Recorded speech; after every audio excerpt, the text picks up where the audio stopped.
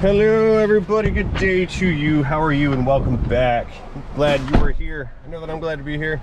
This is a 2016 Hyundai Elantra, 22,196 approximate miles. You guys can't see that because it's dark. Now you can. And this is a body shop vehicle. They brought it over to us for a wheel alignment. Should be something very simple. So I'm just gonna ramble on as I perform the wheel alignment on this car, and we'll see how this video turns out. So stay tuned, this might be a good video.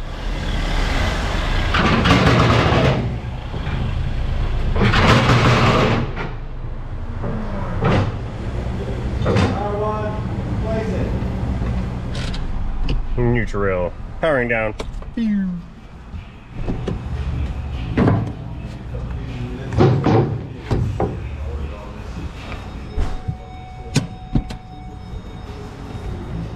Beginning procedure now.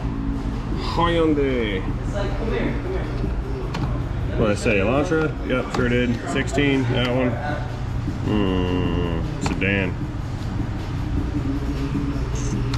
Blah blah blah.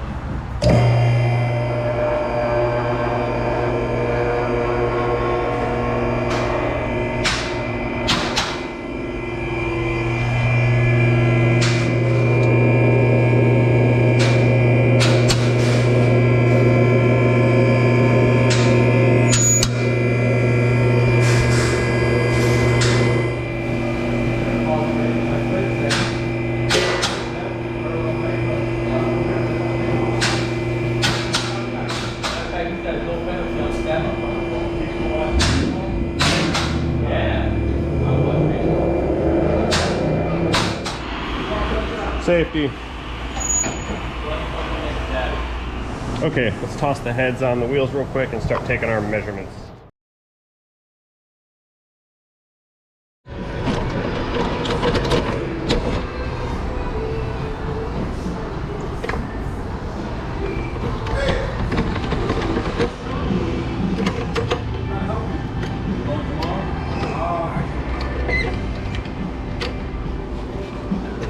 Farther in, there we go.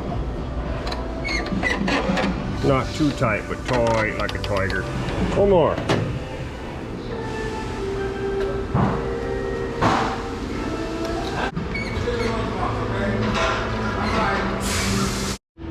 Okay, we are ready to compensate. I'm gonna leave you guys right here. You watch the screen.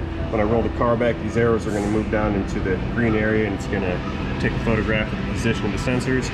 Once it takes that photograph, the whole thing will turn green, then it turns red, then we roll it forward again, and it will take the second photograph so it can make its compensation measurements.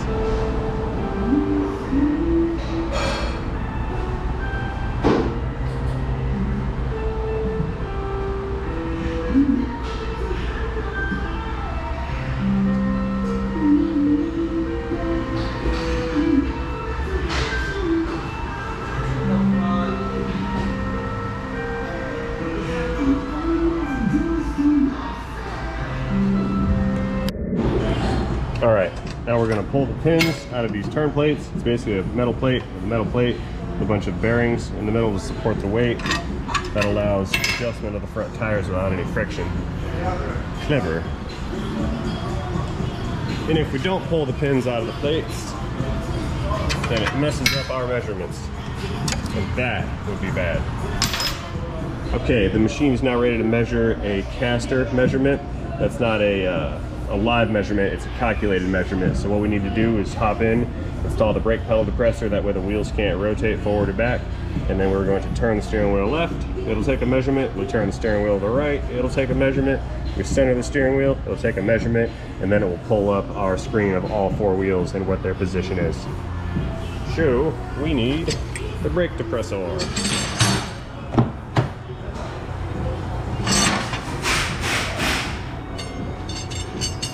Climb up here. Here we go. Ah, no way. I'm not 20 something, I'm getting a ladder. Back in the day, I would have just like flown up there. A couple good runnings. A couple good running strides, and jump right up. Not anymore, I'm done with that. Okay, I took care to not touch the steering wheel while applying this brake pedal depressor right here. I also like to go ahead and take this opportunity to put it in park and pull the parking brake for safety. Now we start it, so we have steering assist, and we're just gonna follow those measurements.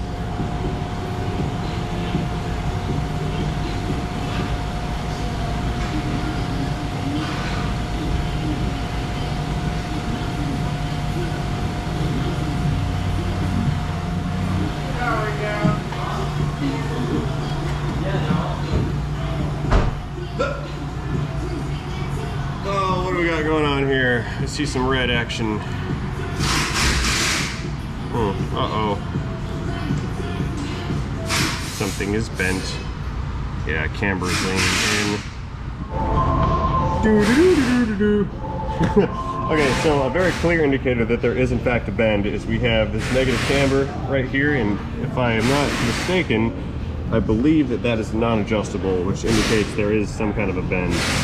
It's rear camber in tow, front camber caster not adjustable. Okay, so we do have an issue, but what confirms that is this SAI angle. 13.8 is where it should be. We have a 1 degree split. It's at 14.8, 14.9. SAI, steering axis included.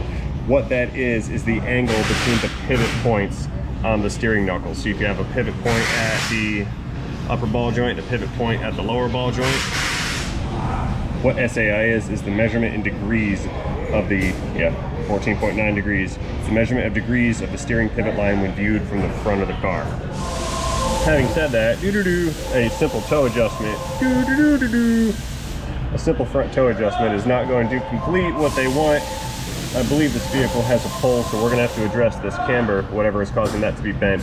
Once the bend is fixed, it'll bring SAI back into spec. This is not an adjustable angle right here. So again, another car we're not going to bring to completion. It's like the theme of the week.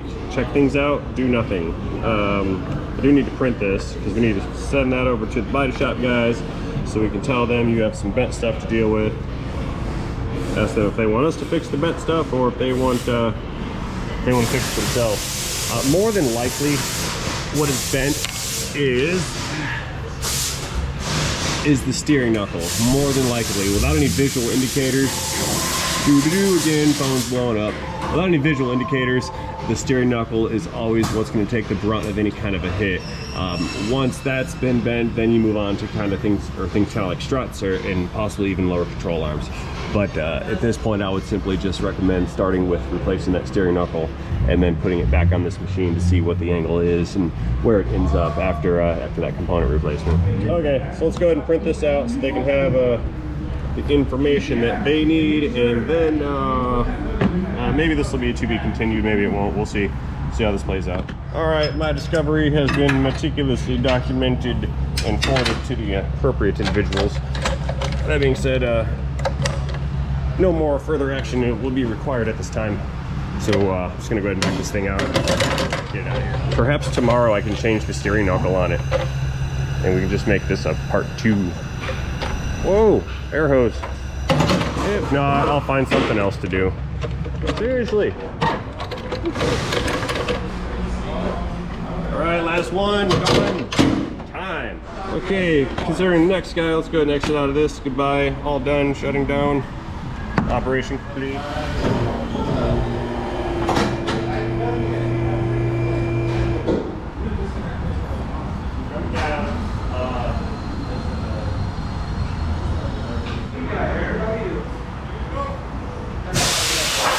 That.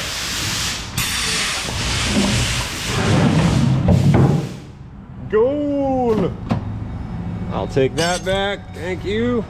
All right, let's park this thing and we will await answers from our friendly body shop repair personnel.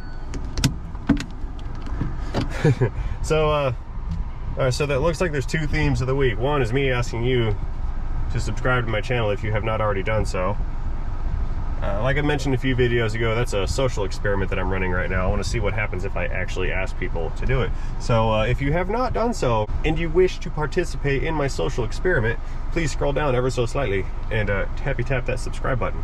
If you feel so inclined, hit that like button while you're down there as well. after having concluded all of that shameless self-promotion, that moves us on to the second theme of this week, and that is cars that do not get worked on after they come into the shop. I've had one of these, and sometimes two. Something comes in, needs some work, find out we can't do it, or they just flat out decline it. But it is the absolute worst week in history for getting anything actually done. I do not know, but I do know that things tend to come in waves in this industry. The non-sales trend continues. So this too shall pass. I'm not too concerned about it. Okay, so now that we have covered sort of how the alignment machine works, how the lift itself works, how the computer itself works, what some of the measurements are, the two trends of the week, including the subscribe button, and everything else, that kind of leaves us about done here. This video is coming to conclusion. A little bit early. Again, I apologize for that, but you know, I can't just create things to happen at my will yet. So the only thing left for me to do today is to thank you guys one more time for watching this video. And of course, I have to remind each and every one of you to not forget to have yourselves a great day. Ending transmission and powering down now.